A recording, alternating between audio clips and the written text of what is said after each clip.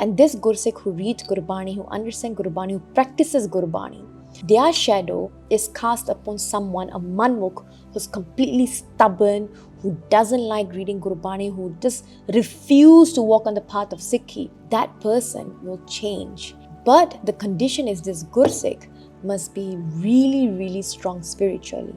Now Guru Sahib says, as you contemplate on Gurbani and understand and share the meaning, you must also practice as well on what you're reading.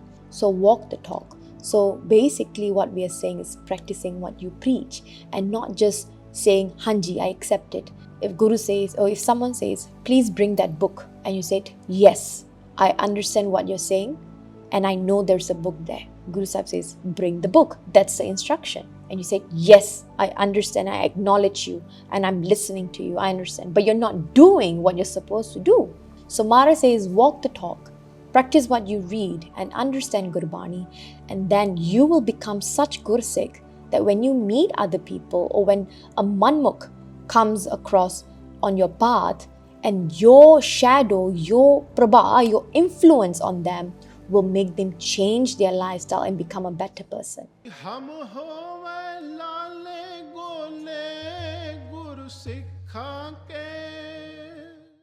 Vaheguru Ji Ka Khalsa, Vaheguru Ji Ki Fateh Sangat Ji. Welcome to another episode of Sikha Di Bhagat Mala, where we are exploring the Sakhi of Gursikhs from the time of Guru Sahib, as mentioned by Bhai Gurdas Ji and told by Shahid Bhai Mani Singh Ji in the Pothi.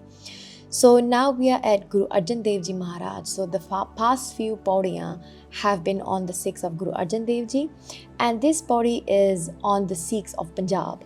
So these are basically all those Gursikhs who have come from Punjab to meet Guru Arjan Dev Ji. So there are a few topics in this paudi which are very interesting that helps us to also answer a few of our questions. So the first Sakhi is about cleanliness and purity of our food. So Bhai Gurdas Ji starts by speaking about these two Gursikhs. Peda Jat Chandalia Jethe Sethi Kar Kamai. So Bhai Peda Chandalia and Bhai Jetha Sethi, they came to Guru Arjan Dev Ji's sanctuary, Sharan. And they say, Ki Maharaj, you have given us bachan to always serve Gursikhs before we eat ourselves. So the concept of Vandike Shakana, that you give and then you consume. But then they said that these Brahmins, they have come to us and said, Ki, you know, when we grind the wheat, when we cook in our kitchen, when we prepare the atta, we sieve the atta, and then, you know, we cook and so on. There's a lot of jeeves or a lot of like tiny insects or, you know, living beings that are killed in these processes. And so even Gurbani in Asa Diwar, Guru Nanak Dev Ji Maharaj says as well, Jekar Sut Kamni hai, sabte Sutak hoye, gohe atte lakdi andar keeda hoye, jete dane anke jiya baaj na koye. So Guru Nanak Dev Ji is talking about Sutak, about impurity. So everyone has this mentality ki, you know, the food, especially the Brahmins, they say that our food must be pure, and how they purify it is by giving the food and offering to the Devi Devte, and then they do like a ritual practice where they offer the food and then it gets blessed and only then the Brahmins can eat. The reason why they do that is to offer forgiveness for the killing of the beings or the insects or worms or anything seen and unseen while they prepare this food. So Guru Nanak Dev Ji Maharaj says, Gohe atte lakdi andar keeda hoye, that everything that we use for cooking, the gohe, the pathiyas, you know, back in the days, lakkad, andar keeda hoye, there's worms, there's insects, there's living beings and everything. So the Gursikhs then asked Guru Arjan Dev Ji Maharaj ki, they are saying that our food is not accepted by God because we did not offer it, and because of that we are not given forgiveness for killing all the living beings in the process of making the food. So Guru Sahib then said, Ki when you feed the food to the Gursikhs, so when you serve the Gursikhs before you eat, so the concept of Vandike Shakana, and after you serve another Gursikhs and then you yourself consume the food, but before you consume, you do an ardas. So I also made a video on Shabbos that we should recite before eating any meal, especially for a Sikh. So make sure you watch that video. So Guru Sahib says, when you offer a prayer in gratitude and you recite Vaheguru and you recite Shabad and you say, Maharaj, do a small ardas ki Maharaj, thank you for this food, then Paramatma is pleased with your beinti and the food that you have prepared, and that food is now Parwan and blessed. So this was the bachan that Guru Sahib then gave to the two Gursikhs to remove any doubt ki whether my food is pure or impure in any sense. So in the next panktiyan, Bhai Gurdas Ji mentions about 4 Gursikhs here. Latkan kura janiye, gur ditta gurmat gurpai, kata rao saraf hai, Bhagat vada Bhagwan supai. So Bhai Latkan, Bhai Gurditta, Bhai Katara and Bhai Bhagwan Ji, they came to meet Guru Arjan Dev Ji as well. So their question is a very simple one, and which has been asked many times as well, ki which name of God should we recite? So even when we read in Guru Granth Sahib Ji, there's many names for Paramatma, for God, Har, Allah, Ram, Gobind, Gopal. And so the Gursikhs are asking Guru Arjan Dev Ji, which naam should we recite? And Guru Sahib then said, ki every naam of God, every name of Paramatma will give us liberation and is worthy to be recited, right? We can't say ki this name is good, this name is not, we cannot recite this name, we cannot say that name and so on. But as a Sikh, the naam that we recite is a naam given to us by Guru Nanak Dev Ji, and that naam consists of 4 akhar on which Guru Nanak Dev Ji has done many yoga of bhakti, and that 4 akhar is Vaheguru. So the mantra given to us is Vaheguru. And Guru Arjan Dev Ji gives this analogy that Vaheguru mantra, because of the 4 akhar, is like each akhar is on each side. So you have Vaheguru on all 4 sides, an army that surrounds the enemy within it. So Vaheguru, which comprises of all 4 alphabets, signifies an army which surrounds the enemy of Maya, of Kaljug, of Panjachor within it. And this naam is the naam that is going to save us from the age of Kaljug and liberate us, because this is the mantra given to us by Guru Nanak Dev Ji. So nowadays there have been a lot of, statements and a lot of videos or reels that come out. You can recite whatever naam you want.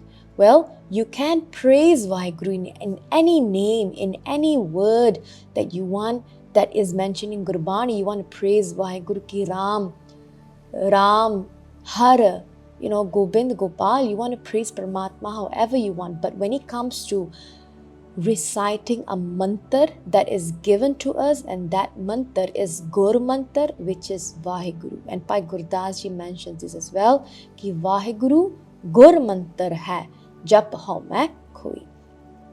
So Bhai Gurdas Ji then continues by talking about this Gursikh called Bhai Murari. So Sikh Pala Ravataz vich Taun Murari Gur Saranai. So this Gursikh called Bhai Murari lived in Rohtas Penda, and this is the same Penda where Mata Sahib Devan Ji took birth as well. So one day he came to meet Guru Arjan Dev Ji Maharaj, and he does an ardas. Ki Maharaj, based on your bachan, I constantly read and listen to Gurbani and understand it. So the concept of, reading and listening, Sunya, Manya and Nidyasa means to practice, to contemplate it. But then, now the question here is, but why is Durmat, which means the negative mindset of Manmukh, following your own mentality, and not Gurmat? We follow Durmat, which the mentality that takes us away from Guru Sahib. We follow that and we leave Gurmat. And why doesn't this Durmat leave the mind? Guru Sahib gives an analogy here, which Guru Nanak Dev Ji used in Japji Sahib as well. Now Guru Sahib says, if you take a clean piece of cloth here, like a white piece of cloth here, it's easy to stain this cloth with any color and it's visible. But if you take a dirty piece of cloth, which is already stained with various ganda, dirt, mal and other colors, and if you stain it with a specific color, it's not possible to see it, it's not visible enough. But if you take that dirty piece of cloth and then you wash it, you clean it, and then you stain it with the color, then it becomes visible. So Pai Murari Ji then says, well, Maharaj, that's a very physical example. Like you can see the piece of cloth, you color it, you can see the color, you wash it, and so on. It's a very physical example. But the mind is subtle, is sukham, which means you can't see it. So how do we clean this mind to purify it so that we can stain it with the color, with the love of Vaheguru? So then Guru Sahib says, well, Guru Nanak Dev Ji gave this analogy in Japji Sahib, which we all know. Pariye hat pair tan deh pani tote uttar sukhe. So if your hands and your feet or your body is dirty, pani tote. That you take pani, you take water and you wash it, you clean yourself. Mutpaliti kappad hoye, that if your kappade, your clothes are dirty with mutpaliti, with dirt and mal and so on. De saboon liye oho toye. You take sabun, you take soap and you wash it and you clean it. Then Guru Sahib now goes from a physical example to the subtle example, which is the mind. Pariye mat papa ke sang. So what makes the mind filthy and dirty is papa ke sang. The intellect becomes filthy and dirty because of the papa that we do. So how do we wash the mind then? How do we clean the mind? Oho tope nawe ke rang. So Maharaj then says, oho tope, that you wash it through Naam, through the sabun, the soap of Naam, and then it becomes colored in the love of Vaheguru. So Guru Arjan Dev Ji Maharaj then says, use these examples that if you want to clean your mind, you have to first purify your mind, clean your mind first, which is full of dirt. Only then you can start seeing the ranga, Mere man prem lago har tir. Ki that prem, that ranga of love, you will start to see it on your mind once your mind is purified. So Guru Sahib says, continue reading Gurbani and listen to Gurbani and contemplate on it. These will clean your mind and then you will start seeing the prem building for Vaheguru. So the next Sakhi is a very interesting one. So Pai Aditya. So Aditya Soini Suruma Charana Sarana Chuhar Jesai. So basically there's few Sakhi and there's one Pankti, but we're going to focus on the first Gursikh here. He was a Surma. So Aditya Soini Surma. His name was Pai Aditya Soini and he was a warrior, a fighter, a soldier. So he came to Guru Arjan Dev Ji Maharaj and asked him, Maharaj, I carry weapons. I'm a warrior, Surma, and that's my work, my job, that I go to the battlefield and I fight. Now my question is, can I attain mukti? All this while we hear ki you have to do bhakti, you have to do good deeds and so on, purify your mind. But what about someone like me? Then Guru Sahib says, you have to do your courage. So when you're fighting a battle, focus your mind on Vaheguru, which means that accept that physically you're fighting this battle, but mentally you're focusing on Vaheguru. So Bhagat Naam Dev Ji and Bhagat Tirlochan Ji had this conversation as well. And Bhagat Tirlochan Ji says to Bhagat Naam Dev Ji, why are you doing work? Kappade kyo tusi rangi janne ho, na? You're supposed to be doing bhakti. And Bhagat Naam Dev Ji says, Nama kahe Tirlochana, mukte ram samar, hath pav kar kaam sab, cheet niranjan naal. So Bhagat Naam Dev Ji says, oh Bhagat Tirlochan Ji, mukte ram samar, all you have to do is have the Naam of Paramatma on your tongue, which is constantly reciting. Haath pav kar kaam sab, that your hands, your feet, you could be doing all kinds of work, housework, office work, driving, traveling, taking care of children, studying, everything. Cheet niranjana, but your chitta, your consciousness, your mind is focused on Niranjan, focused on Paramatma.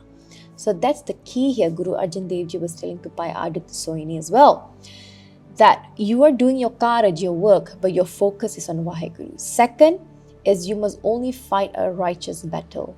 So if you're going to be a soldier, you're going to do any kind of job, make sure it's a good one. And you're always supporting the right, not the wrong. And then thirdly, Guru Sahib says that be obedient and have gratitude towards the one who feeds you. So basically signaling to their boss or their master or the one who takes care of them. Because a Gursikh must never be loon harami, so ungrateful. So Mara says that if you follow these 3 bhajan, then you'll be revered not only in this janam, but not only in this loka, but in parloka as well, in the next world as well. And you will always win the battles that you fight, as long as you fight a righteous battle. The next Sakhi, Bhai Gurdas Ji speaks about Lala Sethi Janiye, Jaan Nihalu Sabda Levelai. So this basically a few Gursikhs from the previous Pankti. Charana Sarana Chuhar Je Sai. So Bhai Chuhar Ji, Bhai Sai Ji, Bhai Lala Sethi Ji, Bhai Nihalu Ji. They came to meet Guru Arjan Dev Ji. Now these 4 Gursikhs here, Guru Sahib is basically elevating their Bhakti. So they are already on the right path, but Guru Sahib now wants them to progress even further. So this is basically practicing what we read and what we understand. So these 4 Gursikhs, they would focus on Gur Shabad, they will sing Gurbani, and they will listen to Gurbani and do Vyakhya and share the meanings of the Shabad they read. And whenever they do that, Apas Vicha amongst them, they are filled with love, and when they go out and share the same Gyan, everyone who listens to them are also filled with love, that joy and ananda when they listen to Gurbani. So Guru Sahib then tells to these 4 Gursikhs that if the shadow of a Gursikh, and this Gursikh who reads Gurbani, who understands Gurbani, who practices Gurbani, if their shadow, even not by meeting physically, but just their shadow is cast upon someone, a manmukh, who's completely stubborn, who doesn't like reading Gurbani, who just refuses to walk on the path of Sikhi, just the shadow of the Gursikh, if it's cast on that manmukh, that person will change. But the condition is this Gursikh must be really, really strong spiritually. Now Guru Sahib says that as you contemplate on Gurbani and understand and share the meaning, you must also practice as well on what you're reading. So basically, walking the talk.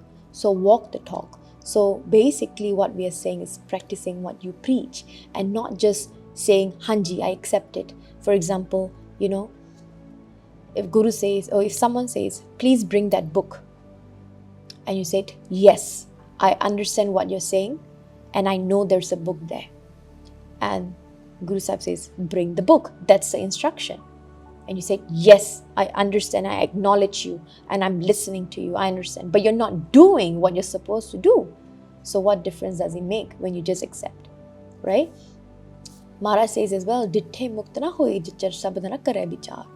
that just by saying, yes, I know, I acknowledge, that's not going to bring you far unless you don't do vichar and you practice what you do vichar on. So Mara says, walk the talk, practice what you read and understand Gurbani, and then you will become such Gursikh that when you meet other people or when a manmukh comes across on your path, and your shadow, your prabha, your influence on them will make them change their lifestyle and become a better person. So this is a kind of Gursikh we want to be.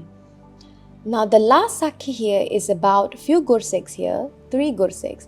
Rama Chanji Akhiye, Hemu Soe Gurmat Pai, Jattu Pandari Pala, Sahadare Sangat Sukhadai, Punjabe Gurdi Vadiai. So these Gursikhs here, Pai Rama Chanji, Pai Hemu Soini and Pai Jattu Pandari. They lived in a place called Sahadara. So they came to meet Guru Arjan Dev Ji and they asked this question, Maharaj, we listen to Naam, we listen to Gurbani, but why is it that whatever we listen to, whatever we read, it doesn't retain in our mind? Manavicha Vasadani. And what's the issue here? So basically Guru Sahib then explained that you have to follow the process. So this process has been explained to us by Guru Nanak Dev Ji as well. Sunaya, Manaya, Man Kita Pao, Antargat Tirth Mal Now. So the process here is Sunaya, is to listen. When we listen, to accept what we are listening and then putting it into practice.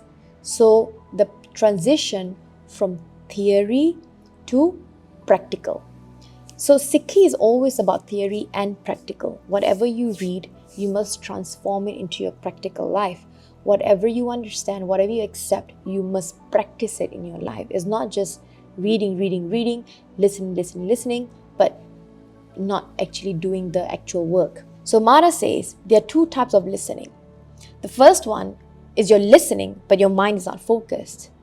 So basically, someone's doing katha or khandapad is going on.